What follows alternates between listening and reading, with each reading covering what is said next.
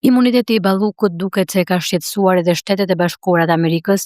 Përfaqësuesja e tyre në Tiranë, Nancy Van Horn, shkoi në zyrën e kryetarit të Kuvendit Niko Peleshi, i cili ka refuzuar disa herë të mbledh Këshillin e Mandateve për të shqyrtuar kërkesën e SPAK për arrestimin e Belinda Ballukut.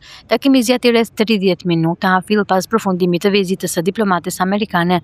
Niko Peleshi shkroi në rrjetet sociale se në fokus të takimit ishte partneriteti strategjik mes dy vendeve, veçanërisht në fushën e sigurisë dhe mbrojtjes. Pavarësisht postimit të Peleshit, mendohet se vizita e përfaqësuese së SBA-s ka pasur në vëmendje përfshirje në korrupsion të zyrtarëve të lartë të qeverisë. Ky fenomen duket se ka penalizuar kryeministrin në arenën ndërkombëtare pasi muajt e fundit nuk është ftuar në disa aktivitete të rëndësishme. Pavarësisht kritikave dhe izolimit nga ndërkombëtarët, Rama vijon t'i mbajë nën sqetull të korruptuarit e tij, jo vetëm duke i mbrojtur, por edhe duke shprehur keqardhje për ta.